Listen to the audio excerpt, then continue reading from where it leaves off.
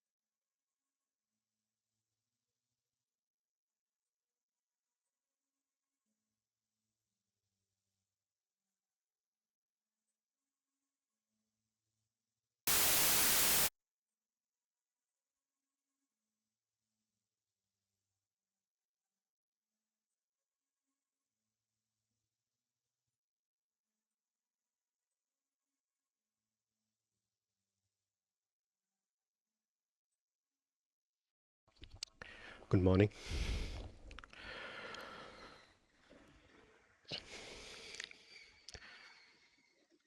આપણે ગયા અઠવાડિયાનું કન્ટિન્યુએશન કરવાનું છે. Essence and personality. શાસ્ત્ર કહે છે કે જીવ જે આવે છે, આત્મા જે 3 લોકમાં આવે છે, એ અનુભૂતિ લેવા માટે આવે છે. એ રમવા માટે આવે છે, અનુભૂતિ લેવા માટે આવે છે, પોતાની જાત આવે છે. આપણે પછી ડાયાગ્રામથી જોશું આ બધું. હવે એ આત્મા જે કારણ શરીરની અંદર પડેલું છે અને કારણ શરીરમાંથી એનો પ્રકાશ બહાર નીકળે છે, એ પ્રકાશને પહેલી વસ્તુ જે મળવા આવે છે એ એવું એક દ્રવ્ય છે જે એને અનુભૂતિ આપે, ફિલિંગ આપે કે હું છું, હું મુક્ત છું. જે અનુભૂતિ લેવા માટે એ આત્માએ આ 3 લોકમાં પ્રવેશ કર્યો. તો એ જ્યારે દ્રવ્ય આત્માના પ્રકાશ સાથે મળે છે, જ્યારે બેઉનું મિશ્રણ થાય છે, એ મિશ્રણને જીવ કહેવામાં આવે છે. સોલ. આત્મા પ્લસ એ દ્રવ્ય દ્વારા એને અનુભૂતિ થઈ શકે, જેના દ્વારા એને એમ ફિલિંગ થાય, સ્પર્શ થાય કે હું છું. આપણે એક અરીસાની સામે ઊભા રહીએ છીએ, તો પેલા અરીસાની અંદર આપણું પ્રતિબિંબ પડે છે. એ પ્રતિબિંબનું આપણને સ્પર્શ થાય છે અને સ્પર્શમાંથી એ ફિલિંગ ઉત્પન્ન થાય છે, એ ભાવ ઉત્પન્ન થાય છે કે હું છું.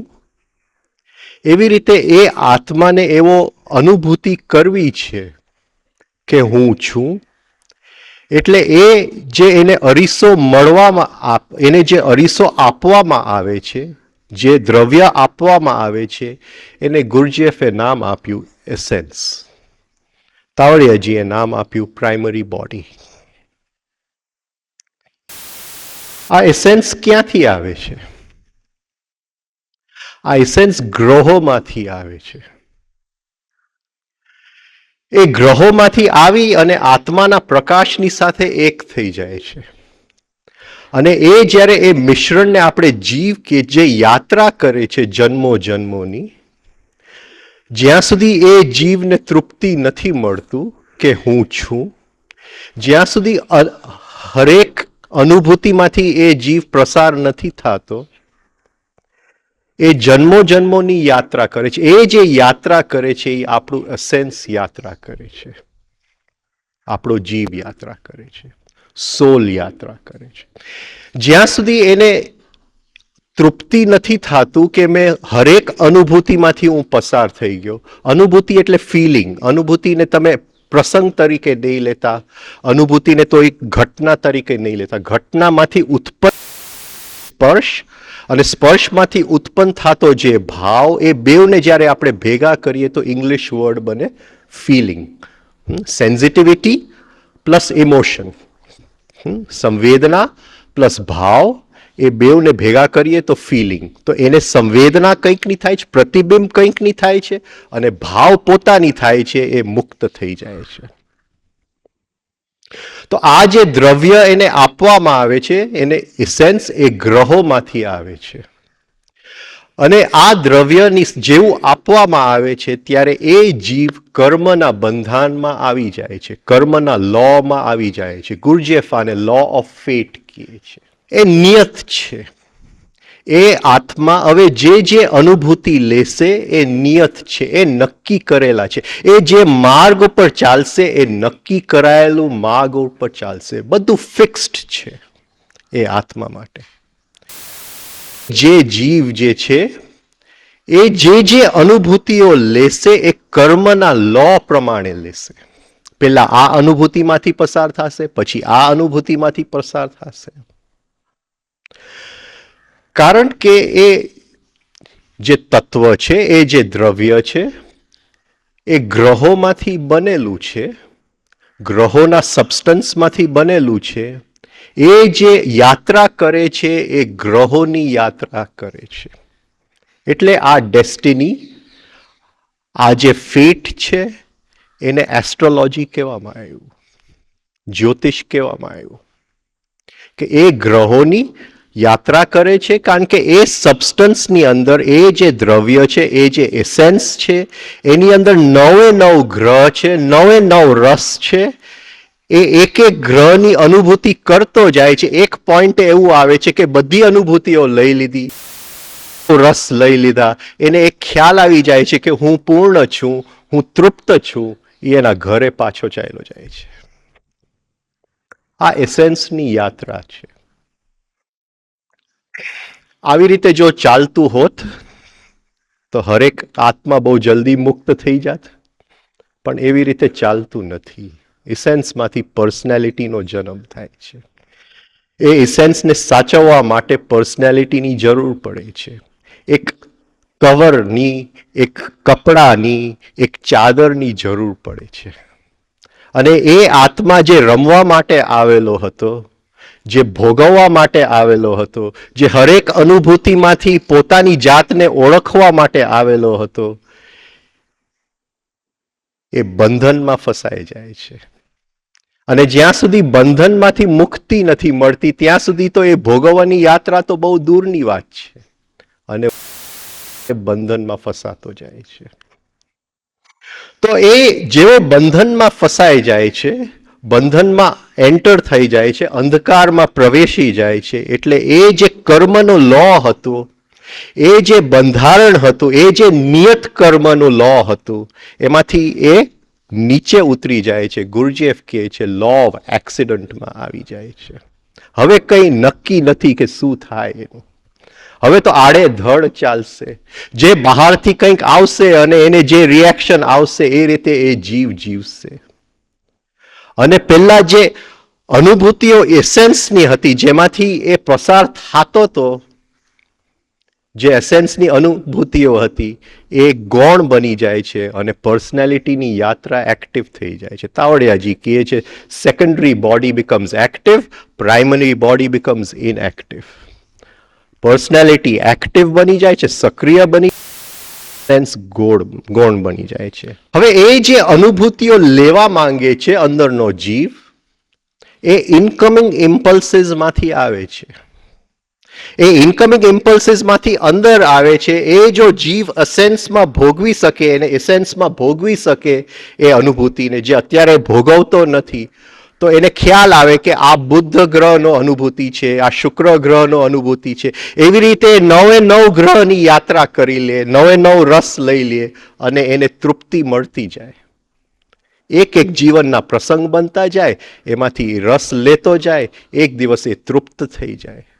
પણ હવે જે જીવનના પ્રસંગો બને છે એ બહારના ચાદર રોકી લે છે, અંદરના જીવ સુધી પહોંચવા નથી દેતા. અને પર્સનાલિટીમાંથી ફોલ્સ પર્સનાલિટીનો જન્મ થાય છે. અને આખી રમત પછી પર્સનાલિટી અને ફોલ્સ પર્સનાલિટીની થઈ જાય છે. અંદરનો જીવનો તો એ જે અનુભૂતિઓમાંથી પસાર થવા માટે એને શરીર ધારણ કરેલું હતું, એ 3 વર્ષ સુધી થોડી અનુભૂતિઓમાંથી પસાર થાય છે. ચોથે વર્ષે પર્સનાલિટીનો જન્મ થાય છે, ફોલ્સ પર્સનાલિટીનો જન્મ થઈ જાય છે. એને અંદર આવતા ઇનકમિંગ ઇમ્પલ્સ બંધ થઈ જાય છે. એને કોઈ પણ રસ મળતા નથી. ફરીથી આવતા જન્મે નવું શરીર ધારણ કરે ત્યાં સુધી એનો વિકાસ થતો નથી. પછી જે વિકાસ થાય છે એ પર્સનાલિટી અને ફોલ્સ પર્સનાલિટીનો વિકાસ થાય છે. આ રીતે જીવન પૂરું થઈ જાય છે. જે purpose of birth and death હતું, જે લક્ષ્ય માટે જીવે જન્મ લીધેલું, શરીર ધારણ કરેલું, એ પર્પસ પૂરું ન થયું.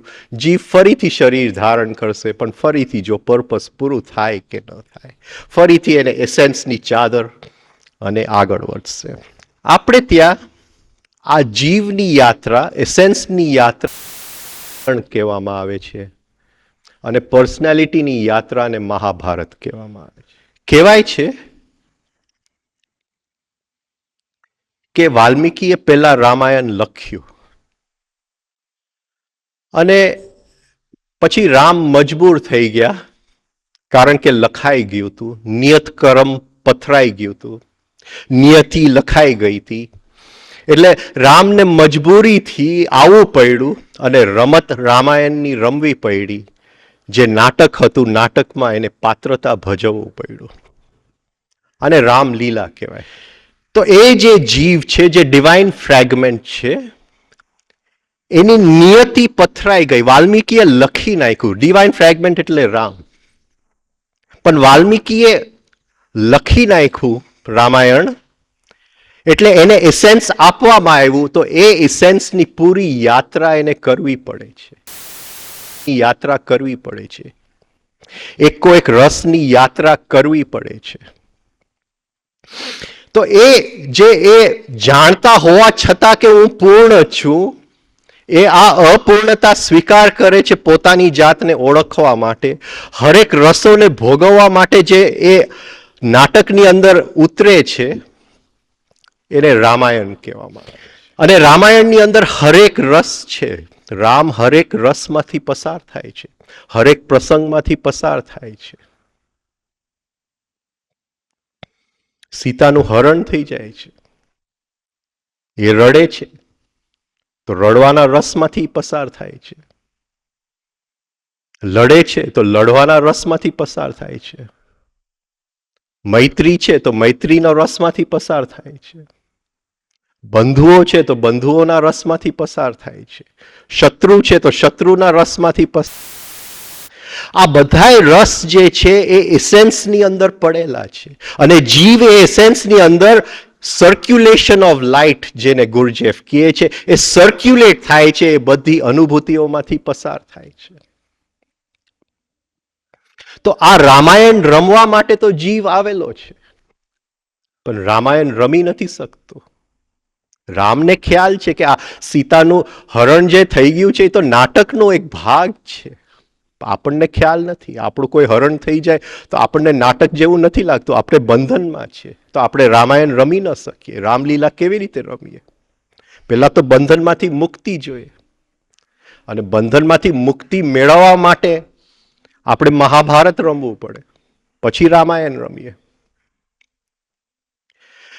તો રામને એક એક વસ્તુનું ખ્યાલ છે, પહેલેથી ખ્યાલ છે કે આ નિયત છે. આ તો વાલ્મીકી લખી ગયા છે, મારે તો ખાલી ચાલવાનું જ છે. આમ કર્મ કહેવાય, નિયત કર્મ.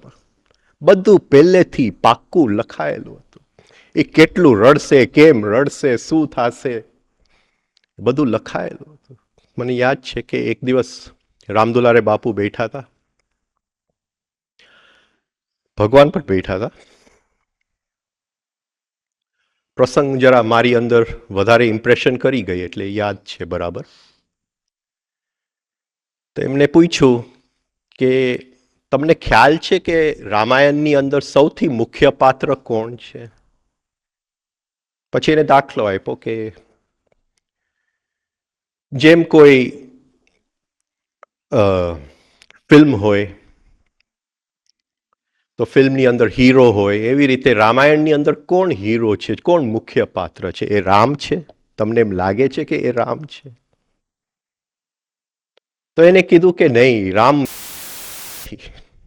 કઈ મુખ્ય પાત્ર છે. આ રામાયણ થયું એ કઈના કારણે થયું. રામ તો પૂર્ણ હતા, એને રામાયણ રમવાની જરૂર શું હતી? એ જે એસેન્સ આપણને મળવા આવે છે, જેના દ્વારા આપણે અનુભૂતિઓ લઈએ છીએ, એ એસેન્સનો એક બેઝિક ક્વોલિટી છે, એક મૂળભૂત એનો એક ગુણ છે કે એ લેઝી છે, એ આળસુ છે. એટલે એ રામને ખ્યાલ છે કે હું પૂર્ણ છું, હવે રામાયણ હું શું કામ રમું? અને જો રામાયણ રામ રમે નહીં તો આ યાત્રા ચાલુ નહીં થાય. એ જો નાટકમાં ઉતરવાનું જ ના પાડી દે, એ કે હું વનવાસમાં નહીં જાઉં, તો આ નાટક કેમ નથી? એટલે કઈની પાત્રની જરૂર પડી. અને કઈ બહુ ઇમ્પોર્ટન્ટ પાત્ર છે. જો રામને ખ્યાલ હોય કે મારે રડવાનું છે અને આ રડવાનું ખોટું છે, તો આપણા આંખમાં આંસુ નહીં આવે. આપણને એમ લાગે કે આ બધું નાટક જ કરી રહ્યો છે. છતાંય આપણે હજારો વર્ષ પછી એ રામાયણ જોઈએ છે તો એ આજે રડીએ જ છે.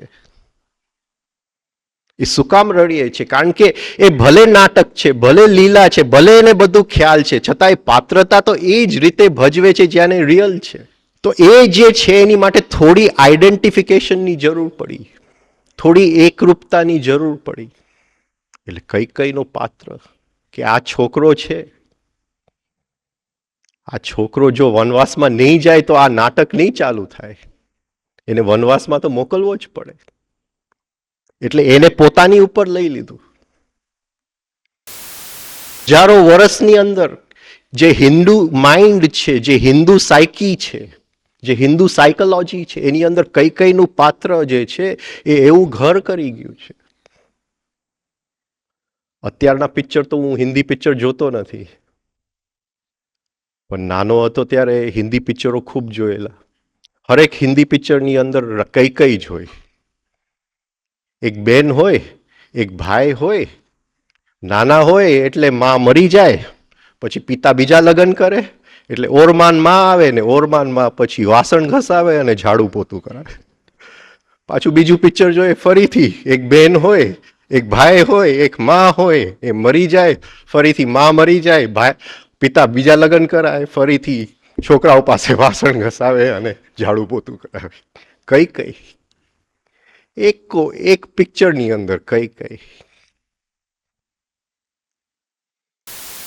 કરી ગયું છે આ પાત્ર હિન્દુ માઇન્ડની અંદર. હવે એ પિક્ચર નથી આવતા. તો આ જે પાત્ર છે કઈનું, એ થોડું આઈડેન્ટિફિકેશનની ત્યાં જો ડિવાઇન ફ્રેગમેન્ટમાં ન આવે તો એ આ યાત્રા ન કરે.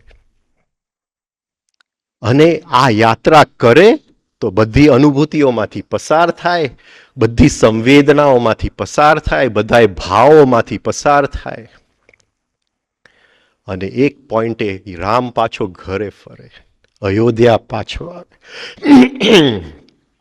તાવડિયાજી કહે છે કે ડિવાઇન ફ્રેગમેન્ટ એના સેલેસ્ટિયલ હોમમાં, એની જે દિવ્ય ઘર છે એની અંદર આત્મા પાછું ફરી ગયું, પાછું પહોંચી ગયું એના દિવ્ય ઘરની અંદર.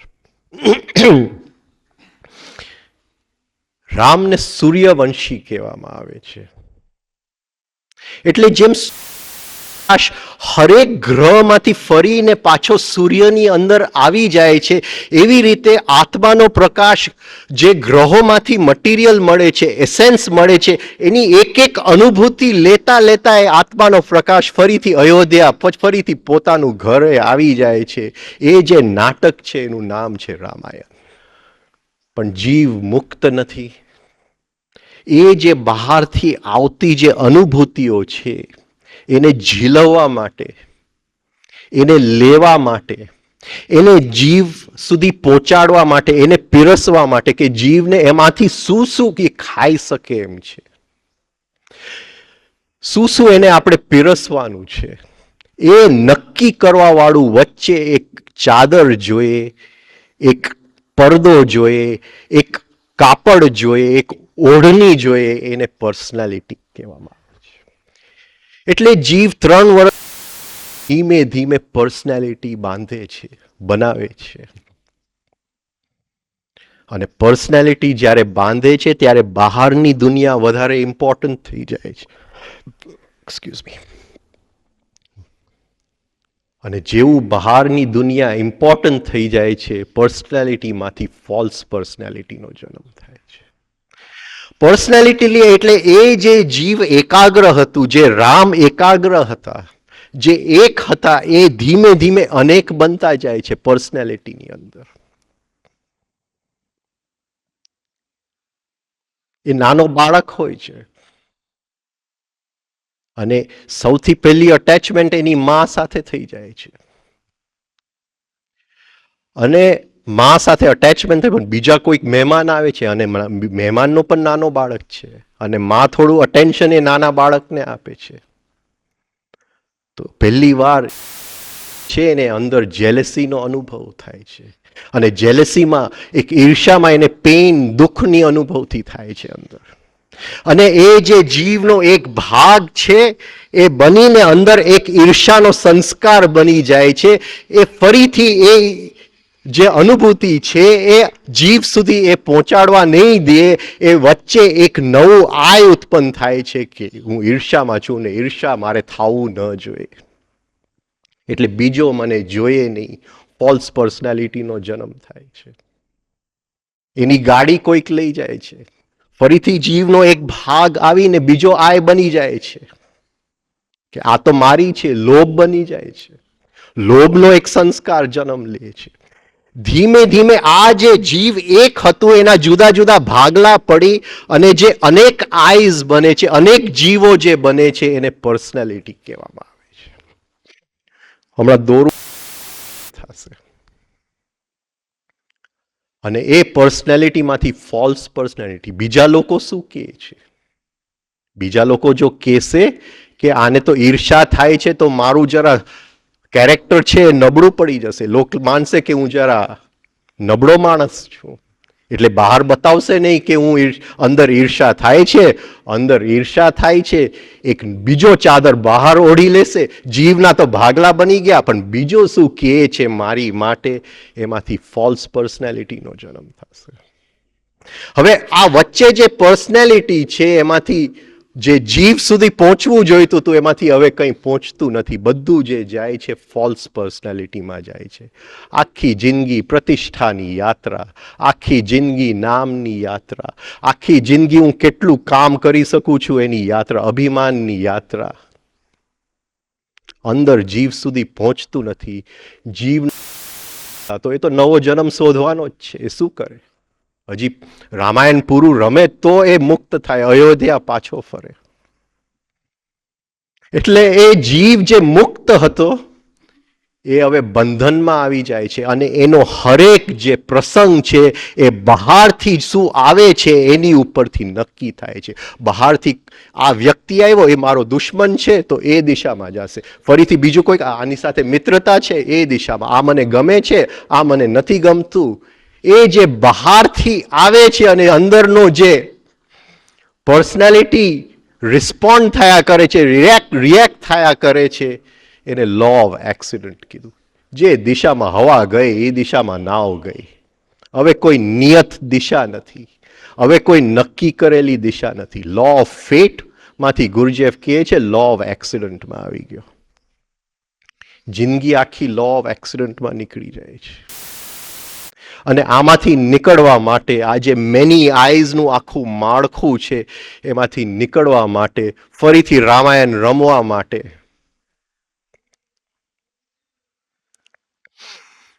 મહાભારતનું યુદ્ધ લડવું પડે.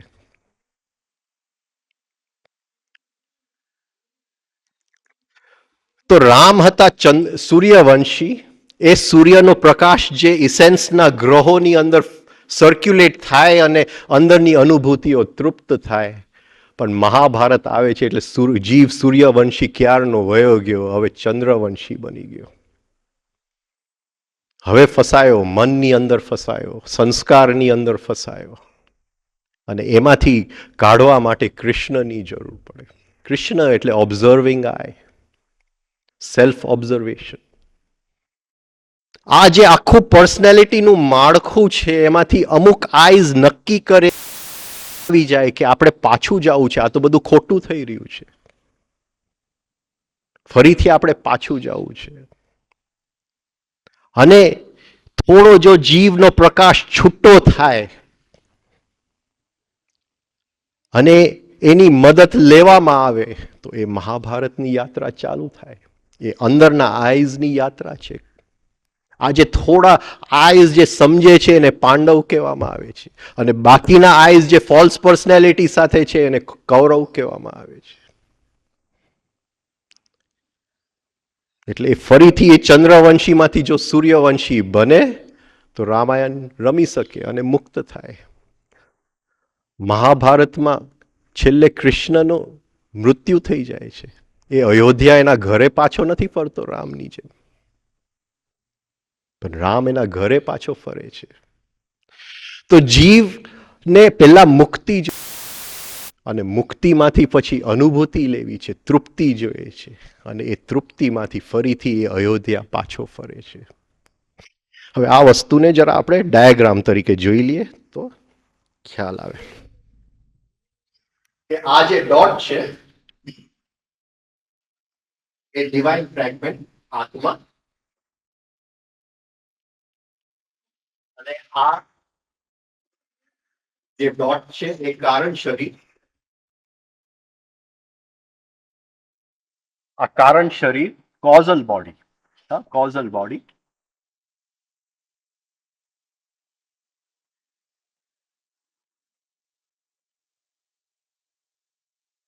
હવે આમાંથી એનો પ્રકાશ બહાર નીકળે છે, આમાંથી એનો પ્રકાશ બહાર નીકળે છે. અને એ પ્રકાશ આપણે બે ડાયાગ્રામ દોરીએ, આ જ વસ્તુ ફરીથી દોરીએ. જે જાય છે સિસ્ટમમાં જાય છે, એ જેવું બોડી બ્રેઇન સિસ્ટમમાં જાય છે એટલે બોડી બ્રેઇન સિસ્ટમ જે છે એ જીવંત બને છે. એટલે આ પ્રકાશ ને જીવ કહેવામાં આવે છે. એ બોડી બ્રેઇન સિસ્ટમમાં જાય છે અને બોડી બ્રેઇન સિસ્ટમ એ પ્રકાશને લઈ અને 5 ઇન્દ્રિયો દ્વારા બહાર મોકલે છે. એ જ્યારે બહાર એ પ્રકાશ આવે છે 5 ઇન્દ્રિયો દ્વારા, એને આપણે અટેન્શન કહીએ.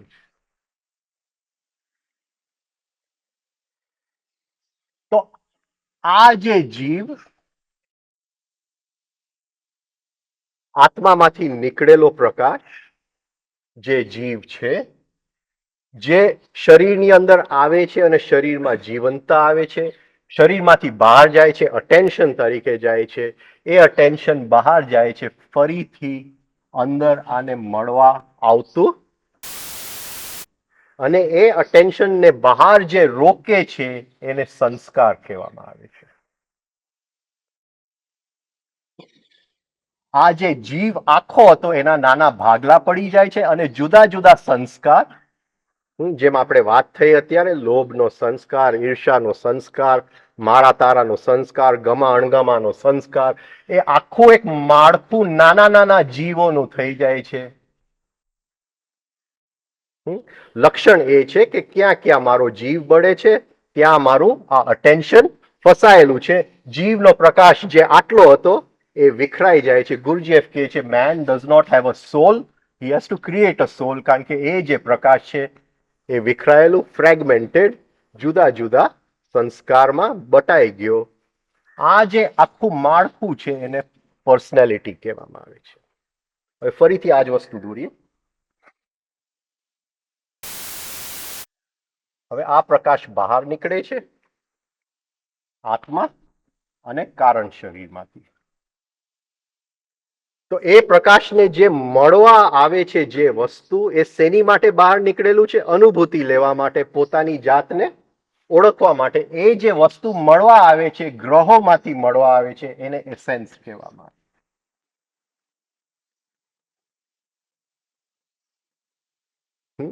જે દ્રવ્ય એ પ્રકાશને મળવા આવે છે. તો એકચ્યુઅલી જીવ શું છે? આ જે દ્રવ્ય એસેન્સ પ્લસ આઈ. આ આઈ ની અંદર ગુરજીએફ કહે છે વિલ છે, એસેન્સ ની અંદર ફેટ. એસેન્સ ની અંદર કર્મનો નિયમ છે. આ આઈ જે છે કોન્શિયસનેસ જે છે એ કર્મના નિયમમાંથી મુક્ત છે, છતાંય એ રામ છે કે બધું થવાનું છે, છતાંય આ રામ આ ઓળી લે છે કે હું રામાયણ રમવા તૈયાર છું. એસેન્સની આખી યાત્રા કરવા. આ સમજાય છે બધાને? કોઈ ગ્રહની યાત્રા કરવા તૈયાર છું, બધી અનુભૂતિઓ લેવા તૈયાર છું, નવે નવ રસ લેવા તૈયાર છું. તો જીવ એટલે ખાલી આત્માનો પ્રકાશ એ જીવ નથી. એ પ્રકાશ પ્લસ ગ્રહ. આ બેવને ભેગા થઈને essential cell. Essential cell, right? હવે આ જે છે આ જાય છે બોડી બ્રેઇન સિસ્ટમમાં. હવે આ જે ગ્રહની વસ્તુ છે, જે એસેન્સ છે, એ બહારથી ઇનકમિંગ ઇમ્પલ્સ અંદર આવે તો આ ગ્રહ એમાંથી જે પડેલો જે ભાવ છે ઇનકમિંગ ઇમ્પલ્સમાં, જે અનુભૂતિ છે એનો આકાર લઈ અને કોને આપે? આ પ્રકાશને આપે, આ જીવને આપે. જીવ એમાં કે હા હું છું, હું અનુભવ કરું છું, મને અનુભૂતિ થાય છે, અને એને એક તૃપ્તિ, મુક્તિનો અનુભૂતિ થાય. રાઈટ?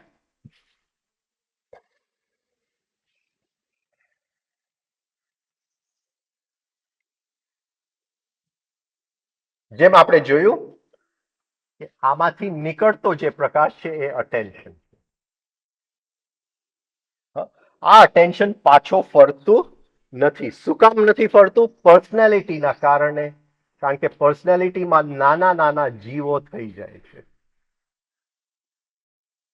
હવે એક અનુભૂતિ આપણે લઈએ કે આ જે પર્સનાલિટી છે એમાં નાના નાના આઈસ છે, એટલે આત્માનો પ્રકાશ છે, અને બહાર એ એસેન્સનું કવરિંગ છે, ગ્રહોનું કવરિંગ છે. આ પડ જે છે એ ગ્રહોનું કવરિંગ છે. રાઈટ? ઓકે. હવે એક મારો શત્રુ આવે છે, કે એક મિત્ર આવે છે, શત્રુ આવે તો મને એક અંદર ગુસ્સાની અનુભૂતિ થવી જોઈએ. એ ગુસ્સાની અનુભૂતિ કોને થવી જોઈએ? અંદરના જીવને. હવે જીવ જ્યારે અનુભૂતિ કરશે, આપણે બે વસ્તુને વેચી દઈએ. ફીલિંગ,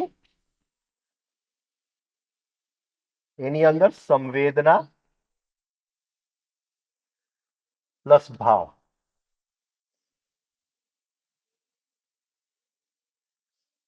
સંવેદના પ્લસ ભાવ એટલે કોઈક મળવા આવ્યું, અંદર આવ્યું, ગુસ્સાની સંવેદના થશે, એને થશે કે હું ભાવ થશે. એ પોતાનો ભાવ શેની લીધે થાય છે? આ ગ્રહોનું મટીરિયલ ઇસેન્સના લીધે થાય છે. પણ હવે એ ઇસેન્સ નીકળી ગયું અને અહીંયા આવી ગયું, અને એને ગુસ્સાની આકરણી લઈ લીધી, એંગરની આકરણી લઈ લીધી. પહેલા એની આકરણી કઈ હતી? જીવની આકરણી હતી. એટલે એ ફિલિંગ જીવનું આપતું હતું. હવે એ ફિલિંગ શેનું આપશે? ગુસ્સાનું. એટલે શું થશે? આને પોતાનું ફિલિંગ મળશે નહીં. અહીંયા જે ફિલિંગ આવશે એ ગુસ્સાનું, અંદરનું જે ગ્રહનું મટીરિયલ છે એને મેમરી પેટર્ન બનાવી નાખ્યું, ગુસ્સાનું પેટર્ન બનાવી નાખ્યું. એની અંદર જીવનો પ્રકાશ કાયમ માટે ફસાઈ ગયો, જ્યાં સુધી આમાંથી એ મુક્ત ન થાય. આ સમજાય છે બધાને? થોડું ક્લિયર થાય છે? તો એ જે પર્સનાલિટી છે એ જુદા જુદા આઈસ છે. આ જે એસેન્સની મટીરિયલ હતું, જે જીવને મળેલું હતું અનુભૂતિ લેવા માટે, એ મટીરિયલે એક ફિક્સ્ડ પેટર્ન લઈ લીધું. એંગર, જેલેસી, આ તે જે કંઈ ફિક્સ્ડ પેટર્ન લઈ લીધું, એક પેટર્ન. એટલે એ હંમેશા માટે એ જ પેટર્નમાં વાઇબ્રેટ થશે. જીવ અંદર બંધાઈ ગયો, એ જે મુક્તિમાં હતો એ જીવ આ પર્સનાલિટીની અંદર બંધાય છે. હવે આ પર્સનાલિટીની અંદર શું છે? Many eyes. Many eyes. એ મેની આઈઝમાં હજી કંઈક સાચું છે, કારણ કે હજી એસેન્સ પણ છે અને જીવનો પ્રકાશ પણ છે. Many eyes.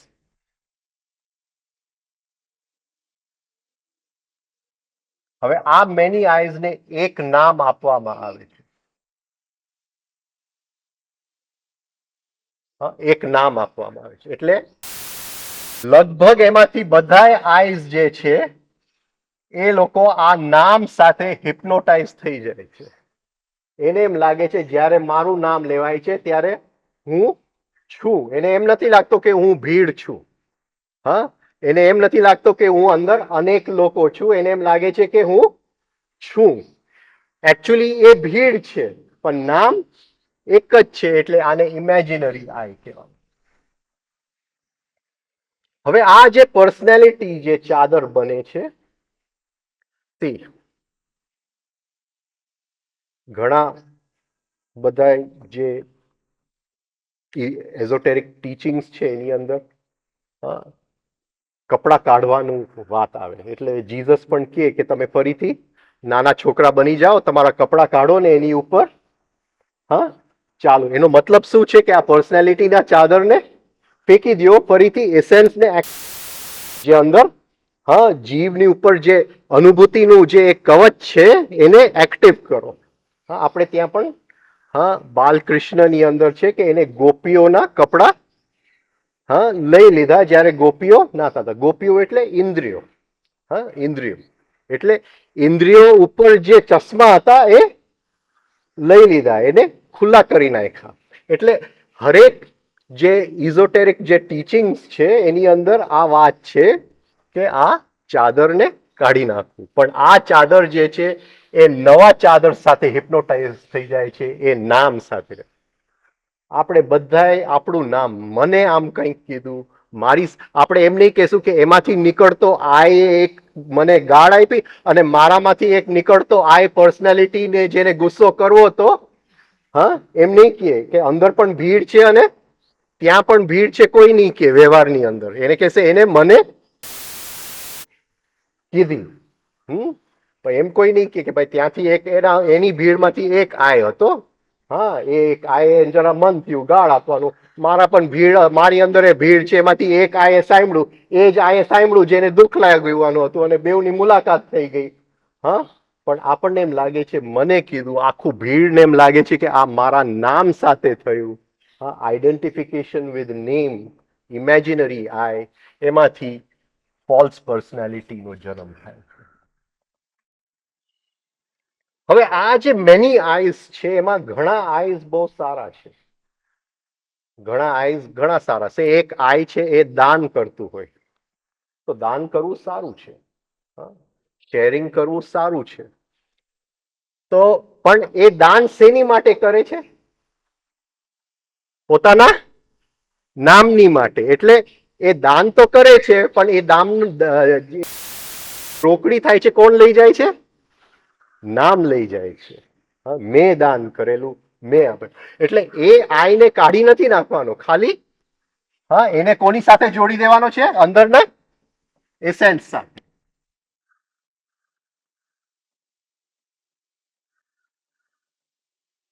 હવે દાન કરવામાં અંદરનો જે જીવ છે એને અનુભૂતિ થાય હું છું. દાન કરવામાં જો એને અનુભૂતિ થાય કે હું છું, તો શેની અનુભૂતિ થાય? શેની અનુભૂતિ થાય? આનંદ, તૃપ્તિ. આનંદ, તૃપ્તિ. તો દાન તો એ જ વસ્તુ કરે છે, એ જ વસ્તુ કરે છે. પણ એકમાં કોણ લઈ જાય છે? False personality. અને એકમાં કોને આપે છે? જીવને આપે છે. એટલે આ જે પર્સનાલિટી છે એની અંદર ઘણા બધા આઈઝ એવા છે જે ઉપયોગી, જેના થકી જીવને તૃપ્તિ મળી શકે એમ છે. એટલે એ આઈઝને સાચવવા પડે. ખાલી એ આને ખવડાવે છે એની બદલે આને ખવડાવવા પડે. અત્યારે આપણા બધાએ આઈસ કોને ખવડાવે છે? ફોલ્સ પર્સનાલિટીને જ ખવડાવે છે. અને ફોલ્સ પર્સનાલિટીના બે મુખ્ય રાક્ષસો છે અભિમાન અને મિથ્યા અભિમાન. હા, હું રૂમની અંદર આવું તો મિથ્યા અભિમાન આગળ જ ચાલતું હોય કે મારી માટે ખુરશી પાથરેલી હોવી જોઈએ, અને જો નહીં પાથરેલી હોય તો મને દુઃખ થશે. આ સમજાય છે હું શું કહેવા માંગુ છું? એ આગળ જ ચાલતું હોય છે. હા, મારી પહેલા જ ચાલતું હોય છે. અને એ આખું ફોલ્સ પર્સનાલિટીનું છે. મેં આ કર્યું. જ્યારે હું કહું છું કે મેં આ કર્યું, હા, બધી વસ્તુમાં હું અને મેં આવી જાય છે, એ આખી દુનિયા ફોલ્સ આખી જિંદગી આને જ આપણે ખવડાવીએ છીએ. અંદરનો જીવ ને કંઈ મળતું નથી. એટલે થાય છે શું કે એસેન્સ માણસનું વિકાસ નથી પામતું.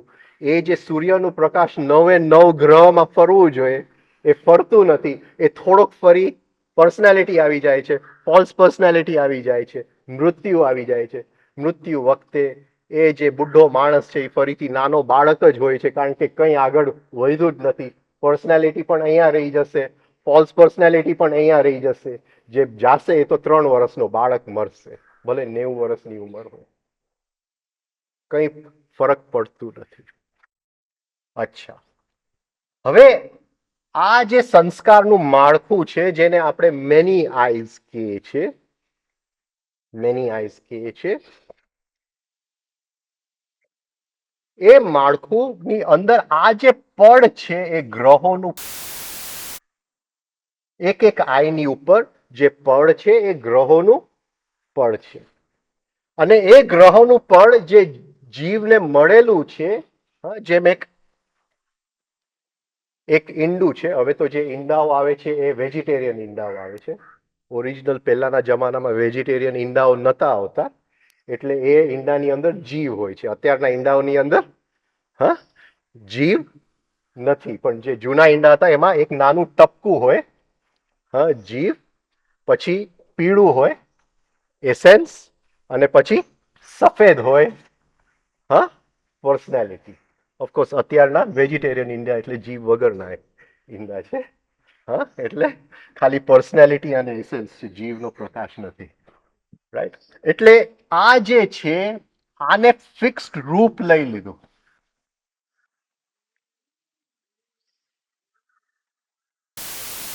ફિક્સ્ડ રૂપ લઈ લીધું એટલે જીવ આ સંસ્કારમાં બંધાઈ ગયો. હવે શું થશે? મૃત્યુ આવશે ત્યારે શું થશે? આ બધાય સંસ્કાર એવી રીતે ગોઠવાઈ જશે કે જીવની અંદર એવી રીતે ગોઠવાઈ જશે કે ફરીથી આવતા જન્મે ફરીથી આ જ રૂપ લઈ લે. એટલે એ ફરીથી જીવમાં ગોઠવાઈ જશે. એટલે એ બિચારો બાળક 2-3 વર્ષની ઉંમર સુધી થોડુંક જીવની અનુભૂતિ થઈ જશે. ત્યાં તો સંસ્કારનું, પર્સનાલિટીનું માળખું ફરીથી બની જશે જે ગયા જન્મમાં હતું. કંઈ પણ ફરક પડશે નહીં. એને એ જ વસ્તુ ફરીથી થશે, આ જ લેશે, ફરીથી ફોલ્સ પર્સનાલિટી બનાવશે, ફરીથી ફોલ્સ પર્સનાલિટી મજબૂત થશે, ફરીથી એ જ આખું માળખું મરી જશે. કંઈ ફરક પડતો નથી, અનલેસ કે જીવ પોતાની યાત્રા કરે. સૂર્ય છે, સૂર્યનો પ્રકાશ પહેલા બુધ ગ્રહમાં, પછી પૃથ્વી, મંગળ, ગુરુ, શનિ, એ રીતે એ ફર્યા કરે. રાઈટ? પણ આ સૂર્યનો પ્રકાશ ફરે જ નહીં, અને અમુક સંસ્કારોની અંદર એ બંધાય જ જાય. તો આ યાત્રા, આ પૂર્ણતાની યાત્રા થાય નહીં. આ સર્ક્યુલેશન, એટલે એસેન્સ જે છે એ એક સર્ક્યુલેશન છે. જેમ સૂર્યનો પ્રકાશ ગ્રહોમાં ફરે છે, આપણી અંદર આત્માનો પ્રકાશ એસેન્સમાં ફરે છે. એ બધી અનુભૂતિ લઈને તૃપ્ત થાય છે, પણ અહીંયા એ બંધાઈ ગયો આની આ અનુભૂતિઓ લેવા માટે. હવે આ જે પર્સનાલિટી છે, જેની અંદર અનેક આઈસ છે, હજારો ને હજારો આઈસ છે, એમાંથી એક નાનું આઈઝનું ગ્રુપ ને ખ્યાલ આવી જાય કે આ બધું જે ચાલી રહ્યું છે એ બરાબર નથી ચાલી રહ્યું, આ તો ફોલ્સ પર્સનાલિટીને જ બધું મળે છે, અને આપણે જેને માટે આવેલા છે એને ઇન્ટેલેક્ચ્યુઅલી આ વસ્તુ સમજાઈ જાય, યાત્રા સમજાઈ જાય અને એ ફરીથી કંઈક કોશિશ કરે આમાંથી મુક્ત થવાનું. એ જે આઈઝ નું ગ્રુપ છે એને ગુરજેફે નામ આપ્યું મેગ્નેટિક સેન્ટર. એટલે બધા આઈઝ જે છે એ ફોલ્સ પર્સનાલિટી સાથે હિપ્નોટાઇઝ છે. એમાંથી નાનું એક ગ્રુપ, પાંડવોનું ગ્રુપ નક્કી કરે કે મારે આમાંથી મુક્ત થવું છે. તો એ જે આઈઝ નું ગ્રુપ છે એ મેગ્નેટિક સેન્ટર એને. હવે આ મેગ્નેટિક સેન્ટર નું કામ શું છે? ઘણામાં છે અહીંયા એટલે હું પૂછું છું. એટલું તો હું માનું કે અહીંયા આશ્રમમાં આવ્યા છે બધાની અંદર મેગ્નેટિક સેન્ટર તો હોવું જ જોઈએ. હવે તમારું મેગ્નેટિક સેન્ટર શું કરે છે? શું કરે છે? રાઈટ. એટલે એની માટે શું કરે છે? હા, એટલે શું કરે છે?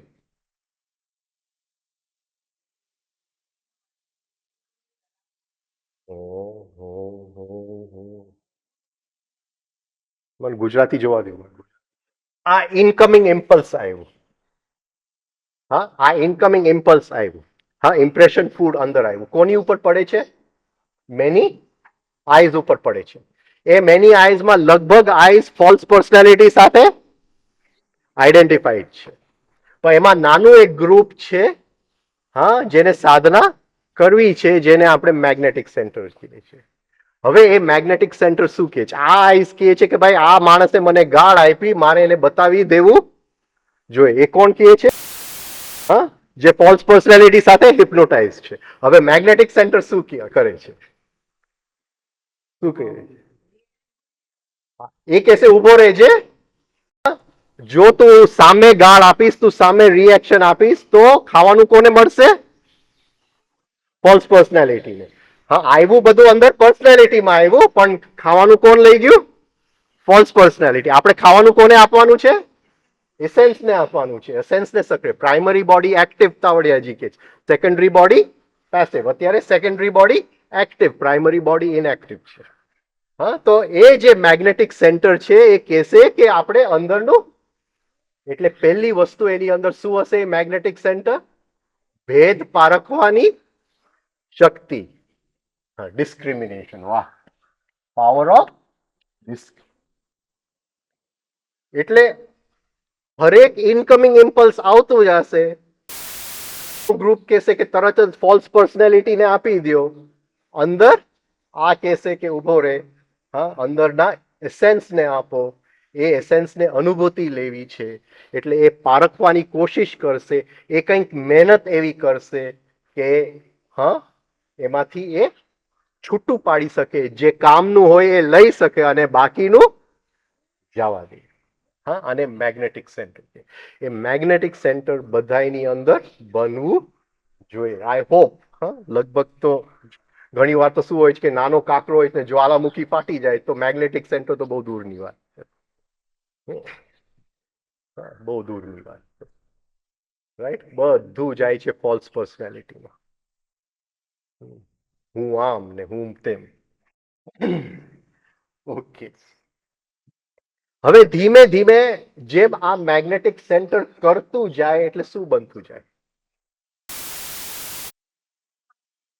હા, એ એક્સપેન્ડ થતું જાય. એના આઈઝ વધારે મજબૂત થતા જાય. ઓકે. અને એને શું ખ્યાલ આવે? એને શું ખ્યાલ આવે?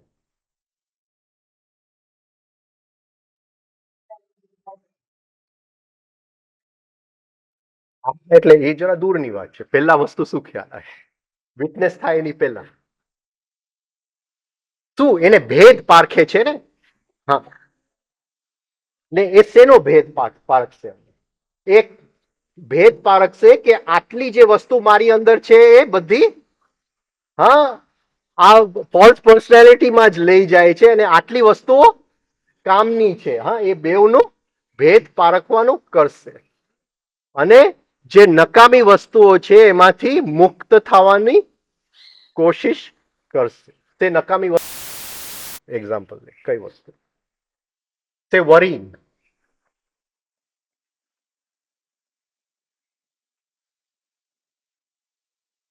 વરિંગ. વરિંગ ને શું કહેશું ગુજરાતીમાં? ચિંતા. ચિંતા. ચિંતા. ચિંતા કામની વસ્તુ છે કે નકામી છે? હા, બોલો. હા, કોઈ પણ જાતની ચિંતા, હા, એમાં એનર્જી એસેન્સ સુધી પહોંચવાની નથી, ભલે એસેન્સ ની એ કરીએ તો હમ એ ઘણી વાર શું છે કે વૈરાગ્યનું કેન્દ્ર છે ને, આસક્તિનું કેન્દ્ર વૈરાગ્યની ચાદર ઓઢીને આવે. ખ્યાલ છે? વૈરાગ્ય કે આજે હું કરું છું ગરીબો માટે કરું છું, કરતો એ પોતાના નામ માટે. એ જરા જોવું પડે. માર્ગ જરા ઓલું છે. એટલે ગઈ વખતે હું હસવા ઉપર બોલેલો, કારણ કે ઘણા લોકો એમ માને છે હસીએ છીએ એટલે ખુશ છે, પણ હકીકતે રડે છે. હજી સુધી એક વ્યક્તિ મને મળ્યો નથી જે હસે છે. મને તાવડિયાજી એક જ વ્યક્તિ બતાવ્યું હતું આટલામાંથી કે આ રિયલ હસે છે, બાકી બધાય ખોટા હશે. બધાય જેટલા લોકો હસ્યા જ કરે છે એ બધાય રડે છે, કોઈ હસતું નથી.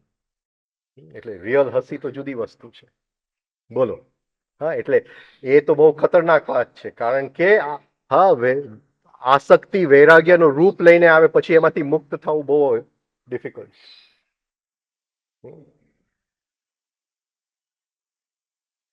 બોલો બોલો બોલો.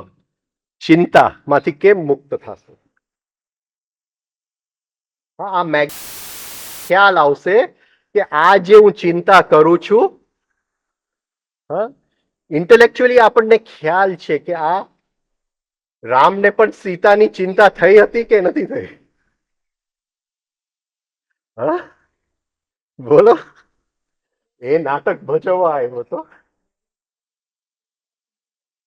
પ્રેઝન્ટ મોમેન્ટ ચિંતાથી દૂર રાખે. પ્રેઝન્ટ મોમેન્ટમાં શું હોય? સંવેદના.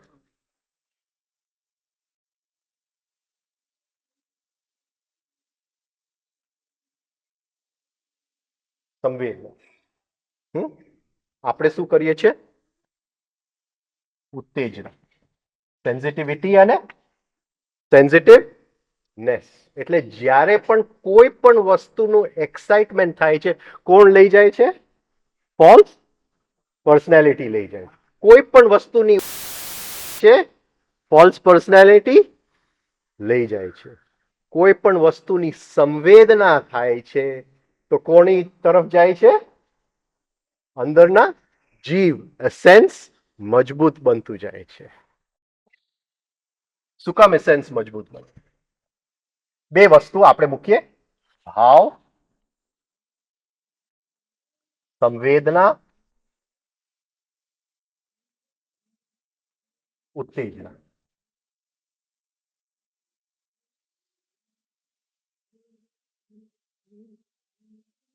હવે આપણે જોઈએ ભાવ, સંવેદના, ઉત્તેજના. એને મને ગાઢ આપી. હા, એને મને ગાઢ આપી તો એ ગાઢ થી શું થાય છે? ઉત્તેજના. સંવેદના કોની થાય છે? ગાઢની. હા, એંગર. સોરી, ગાઢની એટલે હા. અને આ ભાવ કોનું થાય છે? એંગર. ફરીથી આ જોઈ લઈએ. એને મને ગાઢ આપી, હું ઉત્તેજિત થયો. હા, સંવેદના કોનું થાય છે? એ જે એને મને ગાઢ આપી એટલે કોની સંવેદના થાય છે? હા, ફોલ્સ ફોલ્સ આઈની કે એને મને હા ગાઢ આપી. અને ભાવ શેનો થાય છે? કારણ કે શું કામ એંગર નો જ ભાવ થાય છે? શું કામ એંગર નો ભાવ થાય? નહીં, એક્ઝેક્ટ મને કયો. એ અંદર જે ભાવ આપવા વાળું તત્વ શું છે? એસેન્સ. અને એ એસેન્સે શું કર્યું છે? એંગર નો સંસ્કાર હા લઈ લીધો છે. એને એ એંગર નો રૂપ લઈ લીધો છે. એટલે મને ભાવ એંગર નો છે, ગુસ્સાનો. આ સમજાય છે હું શું કહું છું? હા, અને ફોલ્સ પર્સનાલિટી મજબૂત થાય છે. ઓકે, હવે ફરીથી ગાળ આપે છે. હવે ગાળની મને ઉત્તેજના નથી થતી, શું થાય છે? સંવેદના. તો સંવેદના થાય છે ત્યારે કોનું સંવેદના થાય છે? એ જે એંગરનો ભાવ હતો એ એંગર ક્યાં વયો ગયો? સંવેદનામાં. તો ભાવ કોનો થશે? એસેન્સ નો ભાવ થશે, આઈ નો ભાવ થશે. આઈ નો ભાવ થશે. એ અંદર જશે. શરૂઆતની અંદર ભાવ કઈ નહીં થાય, કઈ મળશે નહીં. આ એંગરનો ભાવ એ થશે અને સંવેદના થશે. આ બહુ લાંબી યાત્રા છે. ઘણા સમય સુધી બેવ એકી સાથે રહેશે, પછી એક પોઈન્ટે એ છૂટો થઈ જશે. બે વસ્તુ છૂટા થઈ જશે. આ જે આને જોતો હશે, કારણ કે આઈ થઈ ગયું. ફિલિંગ ઓફ આઈ એટલે દ્રષ્ટા. શું કહેતા હતા તમે? દ્રષ્ટા.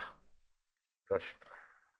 લાંબી યાત્રા છે, બોલવાથી ઈઝી છે, લાંબી યાત્રા છે. કોઈને આમાં કઈ ડાઉટ છે? હા, ઓકે, હવે થોડુંક વાંચીએ પછી આનું.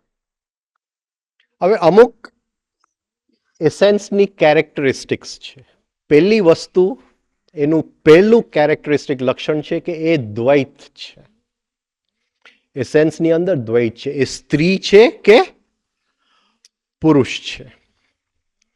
જ્યારે એસેન્સ શરીર ધારણ કરી લે છે ત્યારે એક બહારનું શરીર જે છે એ કાં તો સ્ત્રી બની જાય છે કે પુરુષ, પણ અંદરનું એસેન્સ શું હોય છે? ડ્યુઅલ હોય છે. આ સમજાય છે? એસેન્સ ડ્યુઅલ હોય છે. એ સ્ત્રી પણ છે, પુરુષ પણ છે.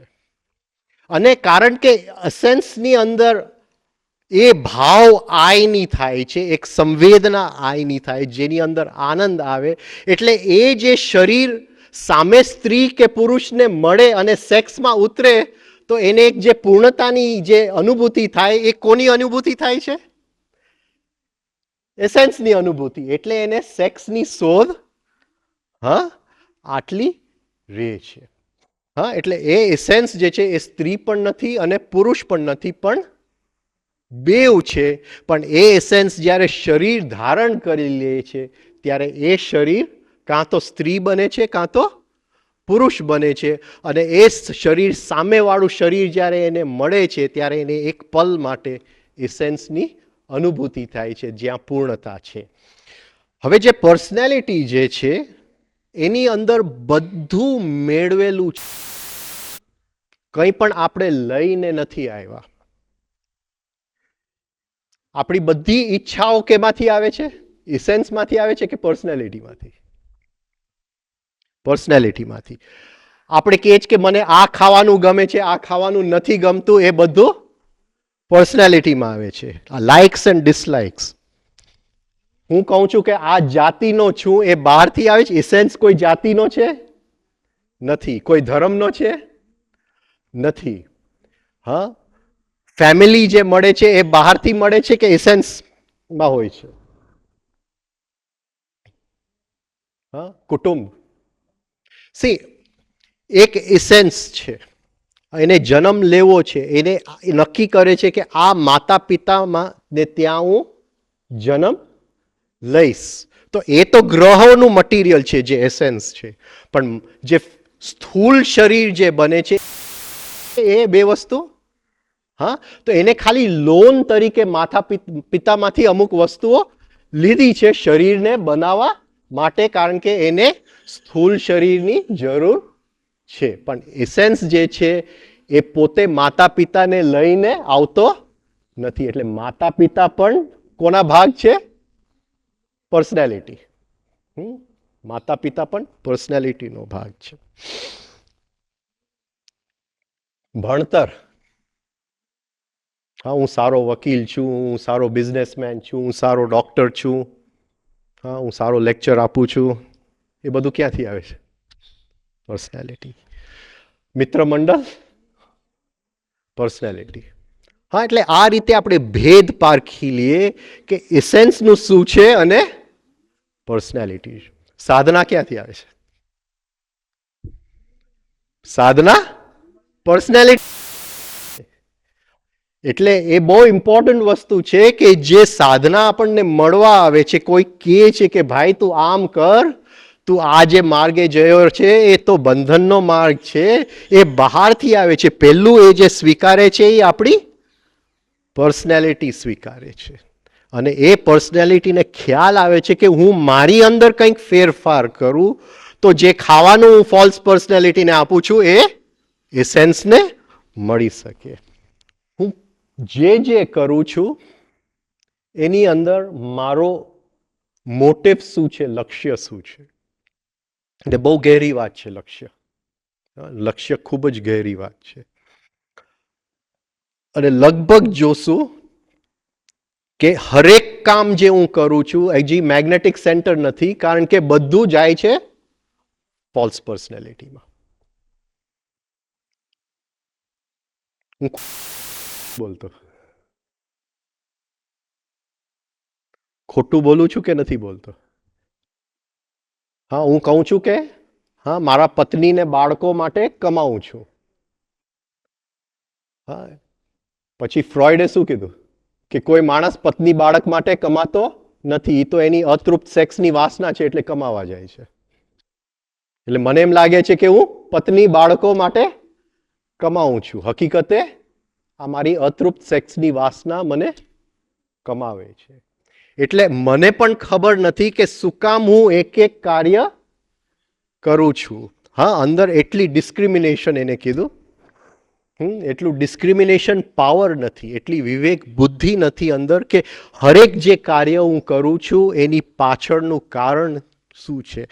આ લેક્ચર હું આવ્યો પણ સવારના પોરમાં મેં પ્રેક્ટિસ કર્યું હોય, હા, જેની અંદર તમે બધા બેઠેલા હોય અહીંયા અંદર, અને એની અંદર હું બોલતો જાઉં ને તમે તાલીઓ પાડતા જાઓ, તો એ બધું જાય કોને જાય છે? ફોલ્સ પર્સનાલિટીને જાય છે. પણ આ કરવામાં જો એન્જોયમેન્ટ આવી હોય, એક રસ આવ્યું હોય, તો અંદરનો જીવને કંઈક એમાંથી મળે છે. હવે ફોલ્સ પર્સનાલિટી સાવ જાતી નથી, એ સાવ જાતી નથી, એ થોડુંક તો જરૂરી છે વ્યવહાર માટે,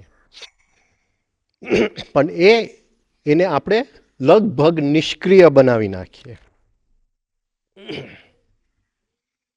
હવે એક વધારે જરા ગહેરી વાત છે કે પર્સનાલિટી જ્યારે બાળકની અંદર બને છે, એ પર્સનાલિટી બનવાનું ચાલુ થાય છે, એની શરૂઆતની અંદર ત્યાં એક પડ એ પર્સનાલિટીની અંદર બની જાય છે, જેને ગુરજેફ એટીટ્યુડ્સ કહે છે, વલણો. આપણી અંદર આ વલણો ફિક્સ્ડ છે. આ વલણો એટલા બધા ઘેરા ઘર કરી ગયા છે, એક લેક્ચર આપણે આખું લેશું કે વલણ શું છે. પણ એ પર્સનાલિટીનો સૌથી મજબૂત ભાગો છે એ વલણ છે. અને એ એટલું બધું ઓટોમેટિક છે. જો હું વેજીટેરિયન ખાતો હોઉં અને કોઈક નોનવેજ વાળો સામે આવે તો એ વલણ જ અંદરથી કામ કરે કે મને નથી ગમતું. હું તો અંદર સૂતેલો જ છું. એ કોઈ પણ અનુભૂતિ જીવને પહોંચતું નથી. જેમ મેં કીધું, જીવ પૂર્ણ છે, ત્યાં સ્ત્રી પણ છે અને પુરુષ પણ છે, ત્યાં વેજીટેરિયન પણ છે અને નોન વેજીટેરિયન છે. જીવને ખબર નથી વેજીટેરિયન શું છે. હા, પણ જેવું બહારની પર્સનાલિટી વેજીટેરિયન છે, એ કોઈક નોનવેજને જોઈ જાય છે, અંદર ઓટોમેટિક જે થવા માંડે છે એ અંદર ઘેરું વલણ છે. અને એ ઘેરું વલણ એટલે આપણને મશીન બનાવી નાખે છે. બાળાને જોઈ જાય. હા, આપણે દીકરી કેવા આવે આપણને કે પપ્પા હું આ ધર્મવાળાના પ્રેમમાં પડી ગયો છું. ભલે બહાર આપણે બહુ સારા માણસ છીએ, બહુ ભણેલા ગણેલા છીએ, એટલે આપણે કહીએ ભાઈ તું લગ્ન કર, પણ અંદર શું થાય છે આપણે જાણતા હોય, રાઈટ? એટલે અંદર જે થાય છે કે એ ધર્મવાળો મને નથી ગમતો, એ પર્સનાલિટીમાં થાય છે, એ વલણ છે અંદર. એ જીવ એસેન્સ જે છે એ કોઈ ધર્મનું નથી. અંદર બીજું વલણ છે કે હું સૌથી સારો માણસ છું આ દુનિયાની અંદર. બધાને એમ છે. હા, આપણે લિફ્ટની અંદર જાય એટલે પહેલા આપણા વાળ અરીસામાં ઓળતા હોય, હું સૌથી સારો માણસ છું દુનિયાની અંદર, રાઈટ? એટલે એ વલણ છે કે મારી વાત બધી જગ્યાએ રહેવી જોઈએ, બધાય લોકોએ મારી વાત માનવી જોઈએ, હું જે કહું હું સાચું કહું. મને ઘણા લોકોના ફોન આવે, હું જે તમને કહેવા માંગુ છું એ મને તાવડિયાજીએ કીધું. હા, હું એમને એમ નથી કહેતો, મને અંદર જે ભાવ થાય છે, અરે ભાઈ જેમ તમને ભાવ થાય છે મને પણ ભાવ થાય છે. મને ખબર છે કે મારે શું કરવાનું છે, તમારી જરૂર નથી કહેવાની. તાવડિયાજી ડાયરેક્ટ મને કહી શકે એમ છે, પણ નહીં, આ મને ડાયરેક્ટ તાવડિયાજીએ કીધું છે કે આ તમે જે કરી રહ્યા છો બધું ખોટું કરી રહ્યા છો. પેલા તમારું ફોલ્સ પર્સનાલિટી જો શેમાંથી નીકળે છે. મને તાવડિયાજી સંભાળી લેશે, મારે કોઈની જરૂર નથી, કોઈ વ્યક્તિની જરૂર નથી. કોઈ પણ કહેતું હોય કે તાવડિયાજીએ મને કીધું છે તમને આ પહોંચાડવાનું, તો એની ફોલ્સ પર્સનાલિટી જોઈ લે. મને સંભાળે જ છે હર ક્ષણે, પણ ફોલ્સ પર્સનાલિટીમાંથી ઊંચા જ નથી આવતા, કન્ડિશનિંગમાંથી ઊંચા જ નથી આવતા. અને જે અંદરનું વલણ છે કે હું જે કહું છું સાચું, મને તાવડિયાજીએ સપનામાં કીધું છે કે તમને આ કહેવાનું, હું તો આ જે વલણનું કોચડું છે જે પર્સનાલિટીની અંદર છે એટલું બધું ઘેરું છે. પણ પહેલા ઉપલા પડથી ચાલુ કરીએ. પહેલી વસ્તુ ચિંતાઓથી ચાલુ કરીએ, ચિંતાઓમાંથી મુક્ત થાય. જે જગ્યાએ આપણે ભાવ વેડફતા હોય, લાગણીઓ ખોટી ખોટી વેડફતા હોય, એમાંથી મુક્ત થાય. એનો મતલબ એ નહીં કે વ્યવહારમાંથી મુક્ત થાય. હા, તમે પત્નીને જઈને કહેતા નહીં કે ભાઈ હવે કાલથી મારે લાગણીઓ નથી કરવી એટલે આપણો વ્યવહાર બંધ. હા, એમ નહીં કરતા. પણ અંદર સમજજો કે આ જે હું લાગણી કરું છું એ અંદરના જીવ સુધી પહોંચે તો ધીમે ધીમે જે ફોલ્સ પર્સનાલિટીને ખોરાક મળતું જાય છે એ ધીમે ધીમે ઓછું થતું જશે. અંદરનો જે એસેન્સ છે એ પાવરફુલ બનતું જશે. અંદર જે આત્માનો પ્રકાશ છે એ એસેન્સની અંદર સર્ક્યુલેટ થતું જશે, ફરતું જશે, જુદી જુદી અનુભૂતિઓ લેતું જશે. એ એમ તૃપ્ત થતું જશે, મુક્ત થતું જશે.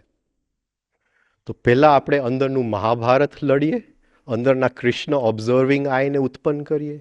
એ મહાભારત લડી ચંદ્રવંશીમાંથી સૂર્યવંશી બનીએ. પછી રામાયણનું નાટક રમી બધાય અનુભૂતિઓ લઈ લઈએ, બધાય ગ્રહોની યાત્રા કરી લઈએ, બધાય રસોની યાત્રા કરી લઈએ. જીવને તૃપ્તિ મળી જાય, બીજું કંઈ જરૂર નથી. આટલું જો કરી શકો તો purpose of birth and death થઈ જશે. Thank you.